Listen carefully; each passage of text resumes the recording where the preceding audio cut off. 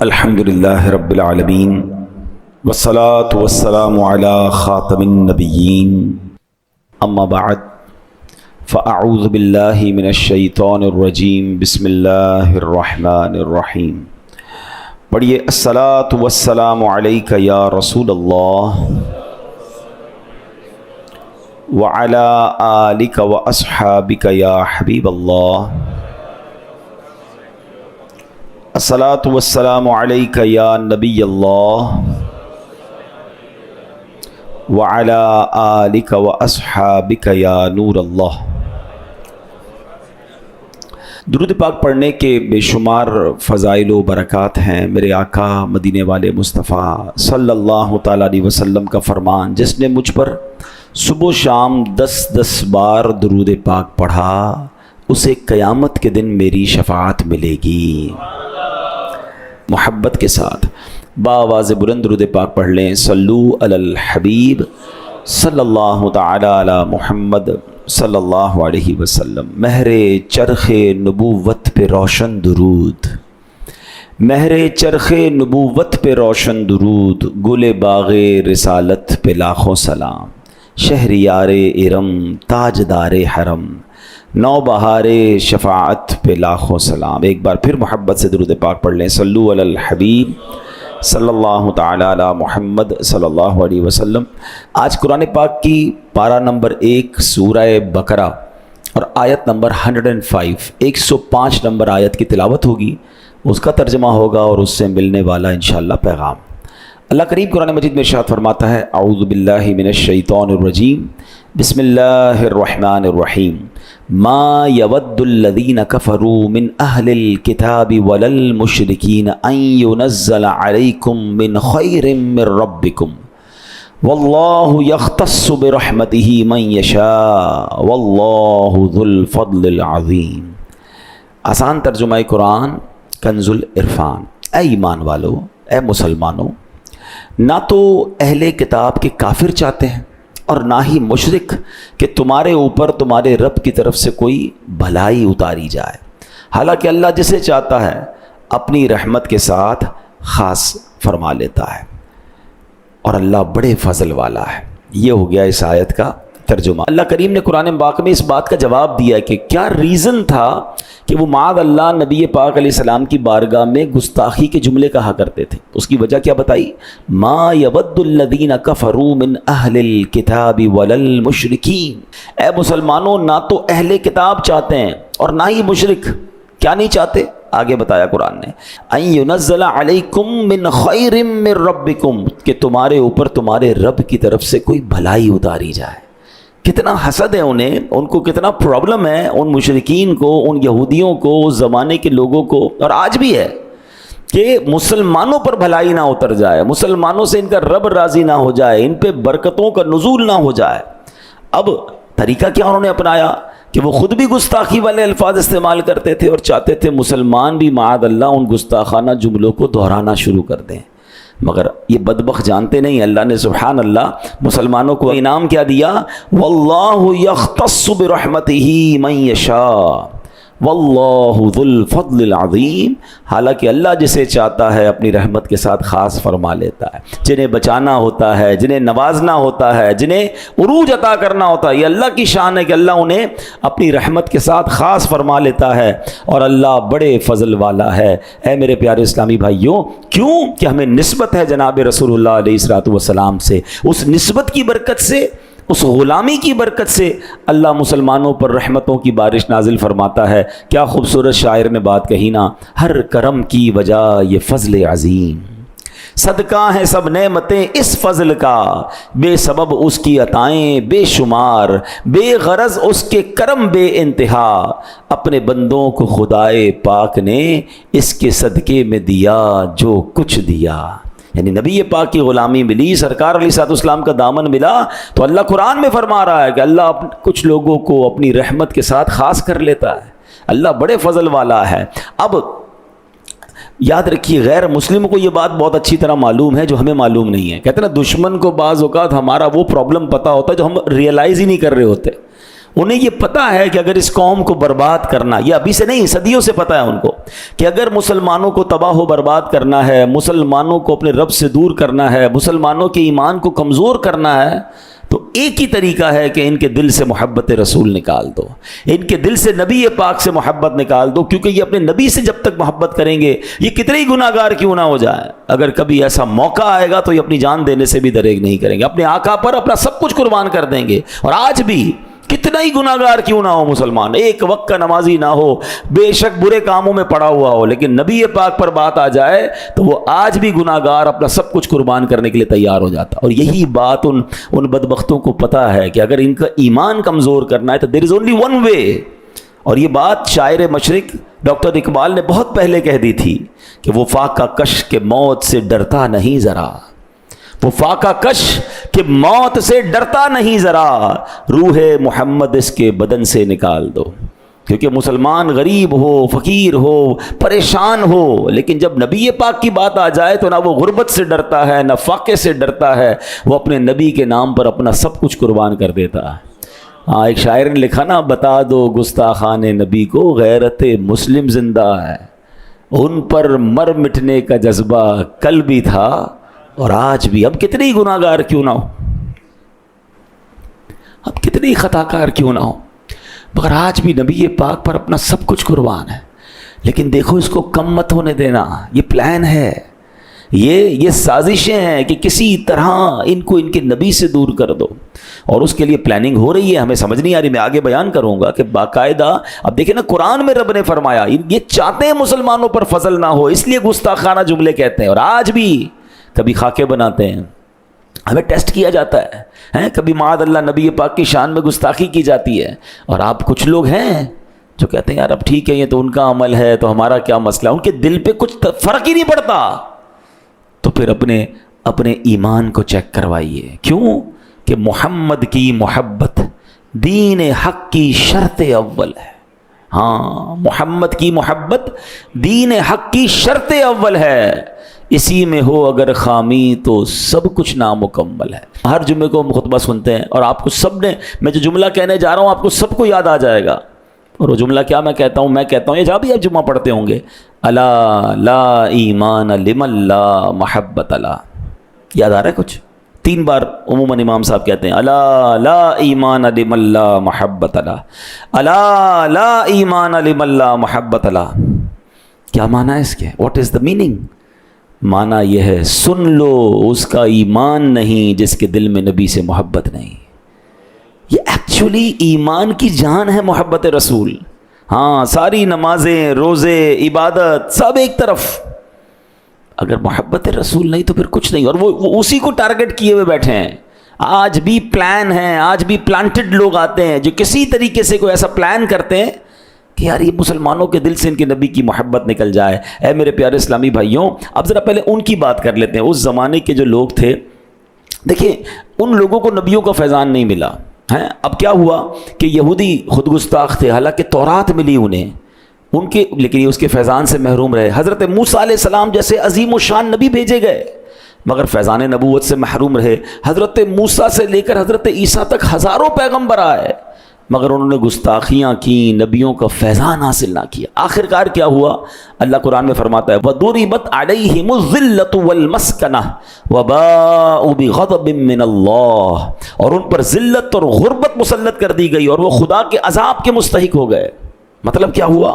گستاخیوں کے سبب، نبیوں کی بارگاہ میں بے ادبیوں کے سبب، سرکشیوں کے سبب، اللہ اکبر، اللہ نے ان پر غضب نازل کیا اور وہ رحمت و برکت سے محروم ہو گئے۔ اب یہ کیا کرتے ہیں کہ انہوں نے دیکھا کہ ہم تو کھائی میں گر گئے ہیں، ہم سے تو اللہ ناراض ہے، ہم نے تو نبیوں کی گستاخی کی، اب مسلمان بھی اپنے نبی کی گستاخی کریں، اب مسلمان بھی بے ادبی کریں۔ اب کیا ہوتا ہے کہ اب سنیے گا، کبھی خاکے بناتے ہیں اور کبھی مسلمانوں کے درمیان اپنے کارندے شامل کرتے ہیں۔ وہ کبھی کبھی مذہبی حلیہ اپنا کر آج کل سوشل میڈیا پر، ٹی وی پر آ کر بیٹھتے ہیں اور پھر بے باکیاں کر رہے ہیں، گستاخیاں کرتے ہیں، اور لوگ کہتے ہیں تو اظہار رائے ہے جناب، آزادی اظہار رائے ہے، معاذ اللہ۔ وہ چاہتے کیا ہیں کہ کسی طرح ہماری زبان پر بے ادبی ہے۔ دیکھیں یہودیوں نے اس زمانے میں صحابہ کو نہیں کہا تھا آپ گستاخی کریں، وہ گستاخانہ جملے کہنا شروع کر دیا انہوں نے تاکہ ان کی زبان سے بھی وہ ادا ہو جائیں۔ آج بھی یہی ہو رہا ہے، ہمیں کوئی کہتا نہیں آپ یہ کہو، مگر وہ ٹی وی پہ آ کے صحابہ کے خلاف بات کرے گا، ہیں کوئی نبیوں کے بارے میں بات کر دیں گے، کوئی معاذ اللہ پیارے آقا کی اہل بیت کے بارے میں بے ادبی والی بات، تاکہ مسلمان بھی بے ادبی کے جملے سیکھ جائیں، مسلمان بھی گستاخیاں کرنے معاذ اللہ لگ جائیں، تاکہ ان کا ایمان کمزور ہو جائے، تاکہ ان سے محبت رسول چھین لی جائے۔ یہ وہ پلان ہے کہ کسی طرح ان کے دل سے محبت رسول کو نکالا جائے۔ مجھے ایک بات بتائیں، ایک بڑی دیوار ہو، آپ اس کو دھکا دیں، وہ نہیں گر رہی، اب کیا کریں گے؟ یار اس کے نیچے سے مٹی نکالو، اس کی مٹی نکال دو گے نا یہ کمزور ہو جائے گی۔ تو ہمارے ایمان کی دیوار ہے، اور اب اس کے نیچے سے ڈائریکٹ کوئی نہیں کہتا معاذ اللہ نبی پاک کے بارے میں، وہ صحابہ کے بارے میں بات کریں گے، وہ اولیاء کے بارے میں بات کریں گے، وہ اہل بیت کے بارے میں بات کریں گے۔ آپ کو کہیں گے دیندار لوگوں سے علماء کے پاس جانے کی کیا ضرورت ہے؟ تاکہ پہلے آہستہ آہستہ مٹی نکلتی جائے، ہیں پہلے علماء سے دور کرو، پھر اولیاء سے دور کرو، پھر صحابہ سے کرو، پھر اہل بیت سے کرو، اور آخری وقت اتنی دیوار کمزور ہو جائے کہ پھر دین سے ہی دور کر دو۔ یہ سمجھیے بات۔ مجھے بتائیں ماشاءاللہ آپ جو آتے ہیں کچھ سیکھ کے جاتے ہیں نا، اگر آپ یہ آنا ہی چھوڑ دیں عالم دین کے پاس یا مبلغین کے پاس، جمعے کا خطبہ سننا ہی چھوڑ دیں، تو جو جمعے کے دن یہ جہاں جہاں آپ سیکھتے ہیں، یہ کس سے ملا؟ مجھے اور آپ کو آج تک جو دین ملا ہے، میں نے اور آپ نے آج تک جو سنتیں سیکھی ہیں، جو علم دین سیکھا ہے، وہ کس سے سیکھا؟ وہ علماء سے سیکھا، ان کی کتابوں سے سیکھا۔ ہم تو صحابہ سے ڈائریکٹ نہیں ملے نا، ہم تو نبی پاک سے ڈائریکٹ نہیں ملے۔ علماء وارث الانبیاء ہیں، اسی لیے وارث الانبیاء کہا جاتا ہے کہ وہ تبلیغ کا کام جو نبی پاک اور صحابہ نے کیا اب وہ کر رہے ہیں۔ لیکن پلان دیکھیں، کہتے ہیں علماء کی ضرورت ہی نہیں ہے، اولیاء نے تو کیا ہی کچھ نہیں ہے، صحابہ تو معاذ اللہ کوئی ضرورت نہیں ہے۔ یعنی کس طریقے سے دین سے دور کرنا ہے۔ اگر یہ بھولے بھالے مسلمان یہ نہیں سمجھیں گے تو یہ اس زمانے سے سازش ہو رہی ہے۔ قرآن سنایا میں نے آپ کو کہ یہودی صحابہ کے سامنے وہ گستاخانہ جملے کہتے تھے، اور وہ تو قرآن میں رب نے فرما دیا نا کہ ایسا جملہ نہ کسی نے کہنا ہے نہ اس پر دوبارہ رپیٹ کرنا ہے۔ لیکن یہ میسج ہے ہم سب کے لیے۔ اسی طرح میرے پیارے اسلامی بھائیوں، اب حضرت ابو ہریرہ رضی اللہ تعالیٰ کا واقعہ سنیے۔ سب سے زیادہ حدیثیں انہوں نے روایت کی ہیں۔ اب ان کی ایک ایسی عشق والی عادت تھی، اور ان کو پتا تھا کہ ایمان مضبوط کیسے کرنا ہے۔ ہوتا کیا تھا کہ جب وہ نبی پاک علیہ الصلوۃ والسلام کے صحابی تھے، جب کسی دیہاتی کو دیکھتے تھے نا جو دور سے آیا ہے، تو اس کو کہتے آپ نے پیارے آقا علیہ السلام کی زیارت کی ہے؟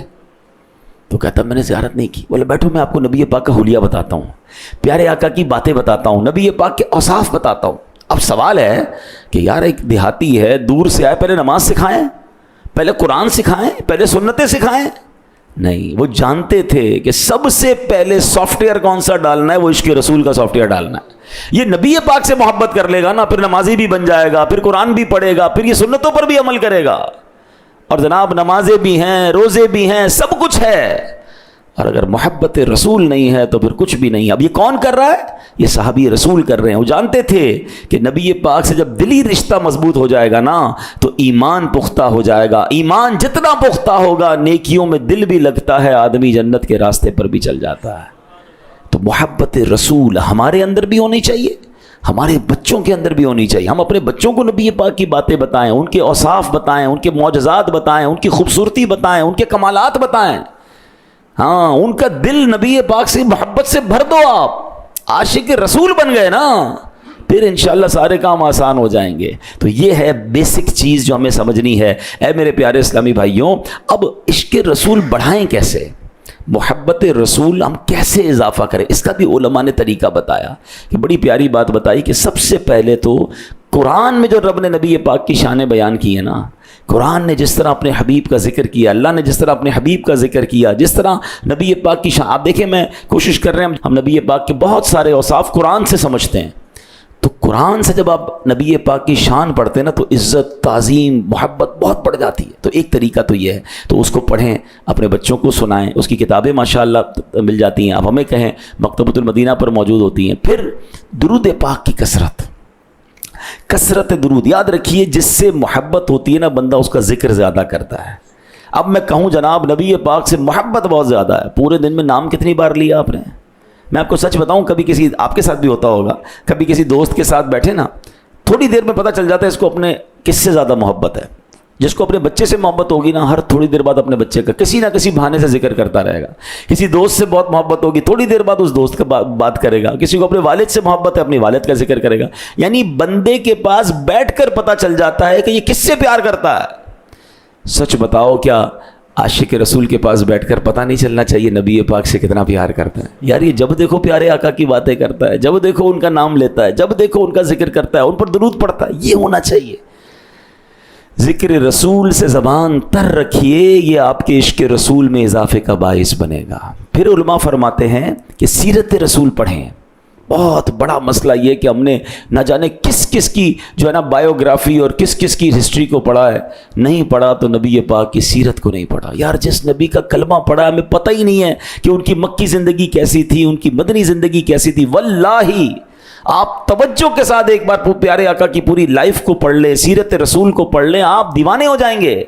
आपको आपके मज़े को मज़ा आ जाएगा। मैं आपको एक बहुत सारी किताबें, हज़ारों, बल्कि सच्ची बात ये सदियां हो गई नबी पाक की सीरत लिखी जा रही है, मगर बात पूरी नहीं हो रही है। हाँ ये भी कमाल है, प्यारे आका के औसाफ का एक कमाल ये है कि उनकी तारीफ़ में, उनकी शान में 1400 साल से लिखा जा रहा है, मगर बात पूरी नहीं हो रही। क्यों नहीं हो रही? शायर कहते हैं ना, जिंदगियां ख़त्म हुई और कलम टूट गए, जिंदगियां ख़त्म हुई और कलम टूट गए, आका तेरे औसाफ का एक बाब भी पूरा ना हुआ। एक बाब, एक चैप्टर भी अभी तक कंप्लीट नहीं हुआ है। क्यों? दिलदार बड़े आए, महबूब बड़े देखे, जो देखे सभी उनके कदमों में पड़े देखे। अरबाबे नज़र को कोई ऐसा न मिलेगा, बंदे तो बहुत मिल जाएंगे पर आका न मिलेगा। तारीख अगर ढूंढेगी सानी मोहम्मद, सानी तो बड़ी चीज़ है, साया ना मिलेगा।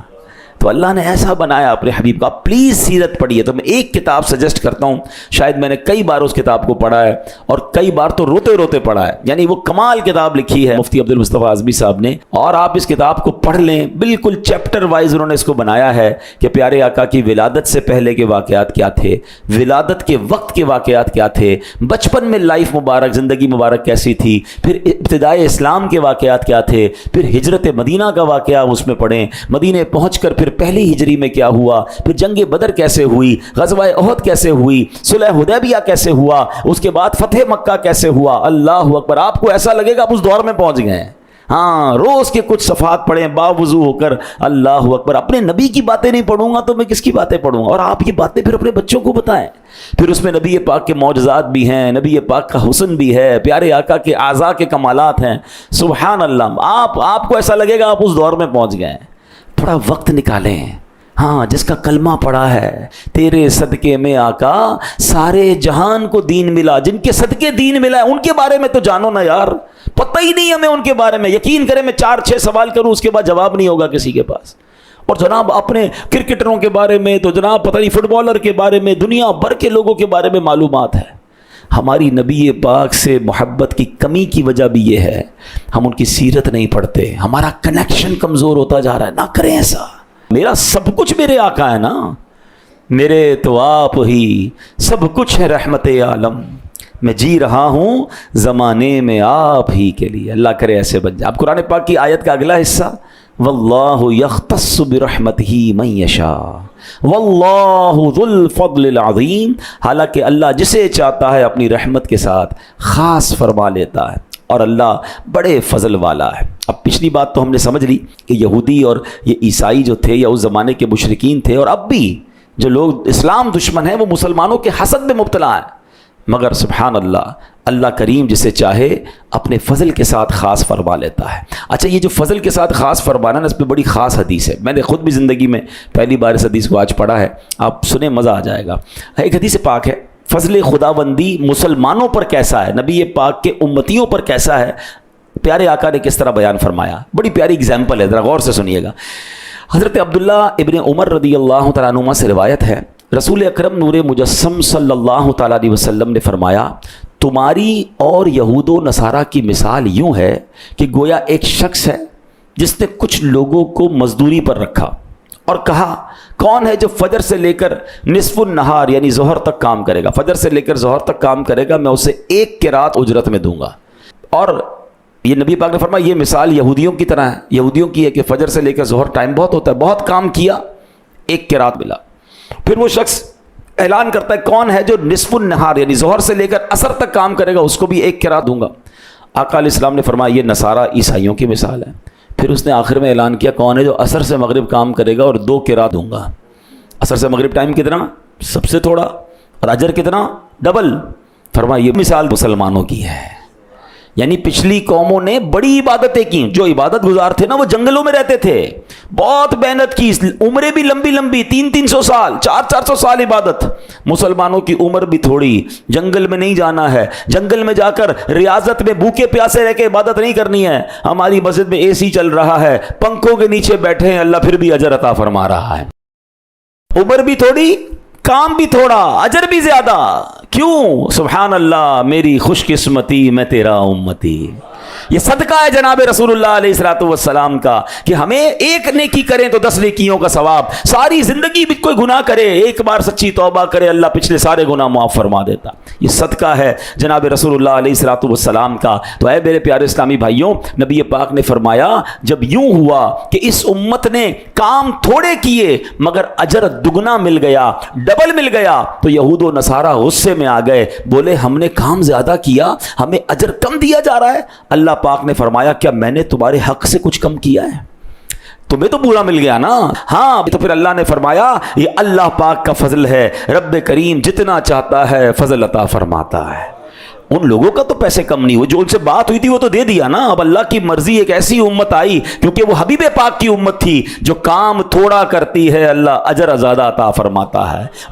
واللہ بالفضل العظیم, اللہ بڑے فضل والا ہے. تو اے میرے پیارے اسلامی بھائیوں, یہ ہم پر مہربانی کی گئی ہے کہ ہمیں چھوڑے تھوڑے عمل پر زیادہ اجر, لیکن اس کی وجہ سے دیگر اقوام, دیگر مذاہب کے لوگ ہم سے حسد کرتے ہیں اور پھر اسی وجہ سے وہ پلان کرتے ہیں. تو یہاں یہ بات ہمیں سمجھنی ہے کہ ہمیں جو ہے وہ تھوڑی سے عمل پر جب اجر زیادہ دیا جا رہا ہے تو ہمیں اللہ کی رحمت کا شکر بھی ادا کرنا چاہیے اور پھر وہ اعمال بھی کرنے چاہیے اور نبی پاک سے سچی محبت کرنی چاہیے. اب آخری بات, حسد جو اس کے بارے میں ہم نے قرآن سے بھی سنا, یہ یہود والی بیماری ہے, یہ پرانی بیماری ہے اور بدقسمتی سے آج مسلمانوں میں بھی حسد آ رہا ہے.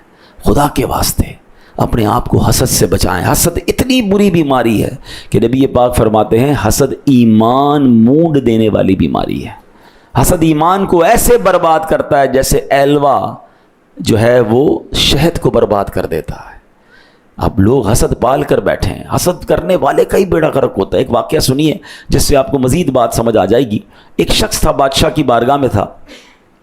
سبق آموز کے واقعہ کتابوں میں لکھا ہے کہ وہ بادشاہ کے پاس رہتا تھا اور بادشاہ نے اس اپنے بندے کو, اپنے درباری کو بڑا بڑا رتبہ دیا ہوا تھا. اس کی باتیں بڑی اچھی ہوتی تھیں. وہ ایک جملہ بار بار کہا کرتا تھا, احسان کرنے والے کو احسان کا بدلہ دو اور برے شخص سے برائی سے پیش نہ آؤ, کیونکہ برے شخص کے لیے تو اس کی برائی کافی ہے. ہم کیا کرتے ہیں, یار اس نے برا کیا میں اس کو نہیں چھوڑوں گا, اس کو چھوڑ دیں, اس کی برائی اس کے لیے کافی ہے. آپ اچھے بندے اچھا کام کرنے والے, احسان کرنے والے کو احسان سے جواب دیں, نیکی کا جواب نیکی سے دیں. کوئی برائی کر رہا ہے آپ برائی نہ کریں, چھوڑ دیں اس کی برائی کے حوالے, اس کی برائی کافی ہے. وہ اس کا ایک جملہ بڑا مشہور تھا, بادشاہ کو بڑا پسند تھا. اب اس کے دیگر وزیروں کو حسد ہو گیا کہ یار یہ بندہ ہر وقت بادشاہ کے قریب ہے. پلان کیا کہ کسی طرح بادشاہ کے کان بھرتے ہیں اور اس کو مروا دیتے ہیں.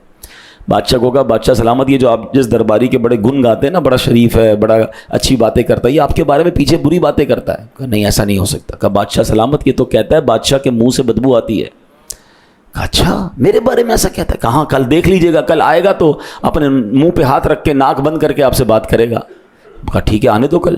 اب ان درباریوں نے کیا کیا, اس بندے کی گھر پہ دعوت کی اور اس کو کچا لہسن, پیاز اور ساری چیزیں کھلا دیں. جب صبح دربار میں جانے کا ٹائم ہوا, کہتا یار منہ سے بدبو آ رہی, بادشاہ کو کیسا لگے گا. وہ اپنے منہ پہ ہاتھ رکھ کے گیا. تو بادشاہ سمجھ گیا کہ یہ تو وہی بات ہے, حاسد یہی کرتے ہیں نا, چغل خور, کان بھرتے ہیں الٹا. بادشاہ نے کہا یہ بندہ میری بے عزتی کر رہا ہے, میرے بارے میں یہ سوچ رہا ہے کہ میرے منہ سے اسمیل آتی ہے. ایک خط لکھا بادشاہ نے ایک سپاہی کے نام کہ جو یہ خط لے کر آ رہا ہے اس کی گردن اڑا دو اور اس کی خال کے اندر بھوسا بھر کر اس کی لاش مجھے بھیجنا. بڑا غصہ بادشاہ کو, خط پکڑا دیا اس کو, جاؤ جا کے اس وزیر کو دینا, اس سپاہی کو دینا, پڑھنا نہیں.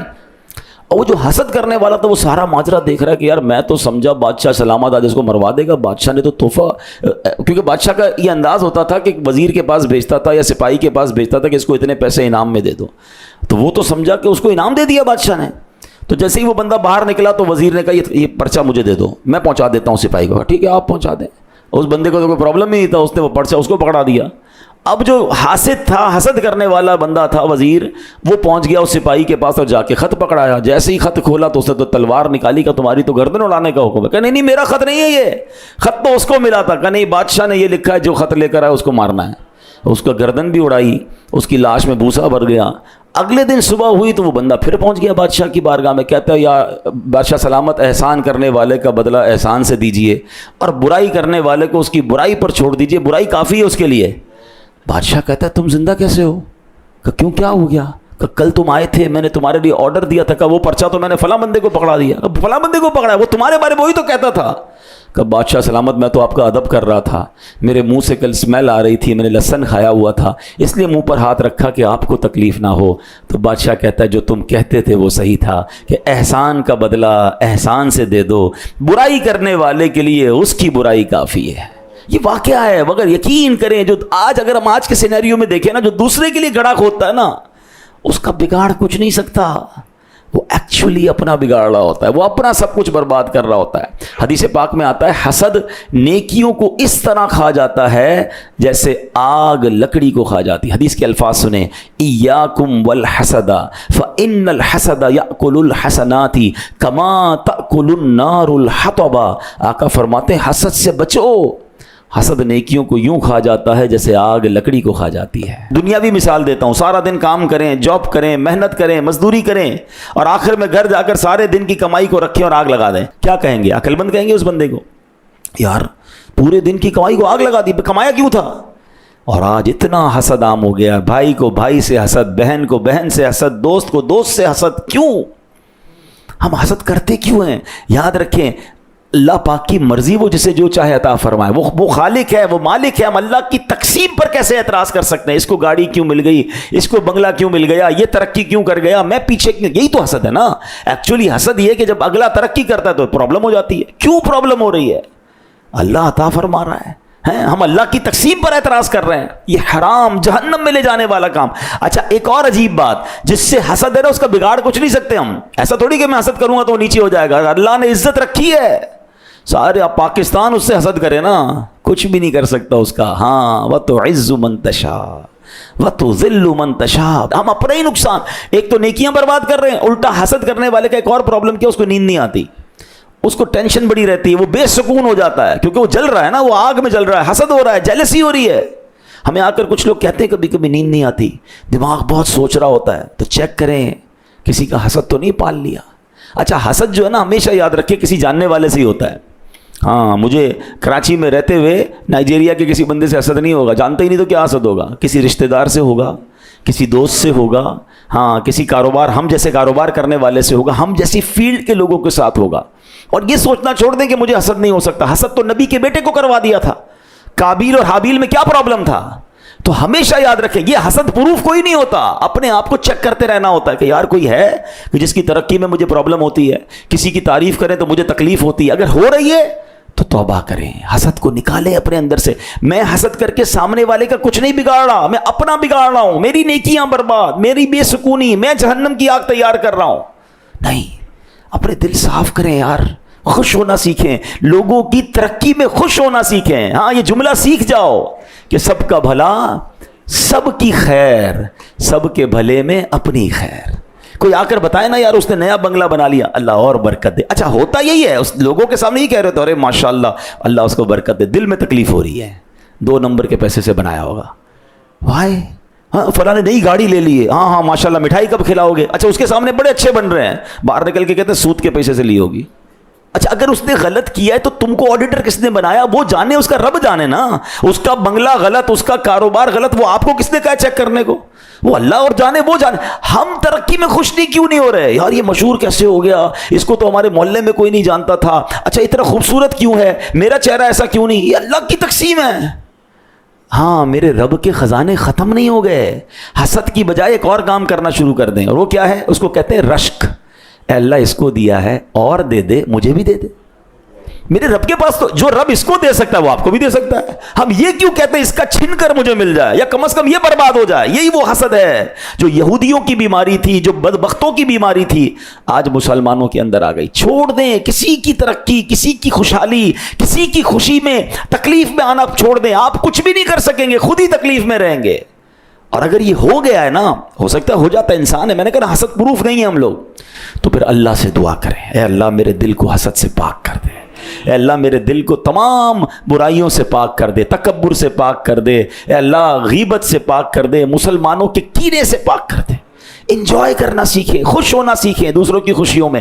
ہاں یہ دعا کر سکتے ہیں, اے اللہ اس کو دیا ہے مجھے بھی دے دے, تیرے خزانوں میں تو, اور اس کو اور دے, یہ بھی کہا کرو. بلکہ میں مشورہ دیتا ہوں, جس سے حسد ہو گیا نا, پہلے چیک کر لو کہ ہاں یار ایک بندہ ہے تو صحیح, کہ جب بھی اس کی ترقی سنتا ہوں, جب بھی اس کی جناب کوئی بڑی بات اس کو مل جاتی ہے تو مجھے تکلیف ہوتی ہے. اب آپ اسی کے لیے دعا کرنا شروع کر دیں, اے اللہ اس کو اور دے. آپ کہیں گے مولانا صاحب بندہ ہی اچھا نہیں لگ رہا, اس کے لیے دعا کہاں سے کریں؟ تو اس کا مطلب پرابلم ہے نا کہ تمہیں مسلمان کے لیے دعا کرنے میں بھی پرابلم ہو رہی ہے. یہی تو حسد ہے, یہ تو ٹیسٹر ہو گیا نا, کہ اتنا گندا ہو گیا میرا دل کہ میں اس کی دعا نہیں کر پا رہا, دعا کرتا ہوں تو برا لگتا ہے. یہی چیکنگ تھی, یہی ٹیسٹ تھا, یہی وائرس ہے. اور یہ وائرس نکلے گا ہی ایسے کہ آپ جس سے حسد ہے اس کے لیے دعا کریں, تھوڑے دن لگیں گے, پھر یہ وائرس اتر جائے گا, پھر کلین ہو جائے گا. اور آپ کو کوئی آ کر کہے گا نا یار اس کی ایک اور فیکٹری لگ گئی ہے, تو آپ کہیں گے میں بھی تو دعا کرتا ہوں, کوئی مسئلہ نہیں, کلین ہو جاؤ گے. اگر اپنے آپ کو صاف کرنا ہے تو جس کی تعریف میں, جس کی ترقی میں پرابلم ہے, اسی کے لیے دعا کریں. ہاں اللہ سے یہ بھی کہیں میرے مولا مجھے بھی دے دے. جب آپ دوسروں کا بھلا سوچیں گے وہ رب کریم آپ کو بھی عطا فرمائے گا. اور جس نے دوسروں کا برا سوچا تھا, آخر میں کیا ہوا کہ اس کی گردن ہی اڑا دی گئی نا. اللہ کرے کہ آج کے اس واقعے سے ہم میسج بھی لیں, سبق بھی لیں, حسد کو اپنے دل سے نکالیں. ارے دل سے گندگی نکلے گی تو سینہ مدینہ بنے گا نا. ہم تو عشق رسول کی بات شروع کر کے بیٹھے تھے. اگر سینے کو نبی پاک کے عشق کا مدینہ بنانا ہے تو دل سے یہ ساری گندگیوں کو دور کرنا ہے. اللہ کریم ہمارے دلوں کو صاف اور اجالا فرمائے. آمین بجاہ النبی الامین صلی اللہ تعالی علیہ وسلم.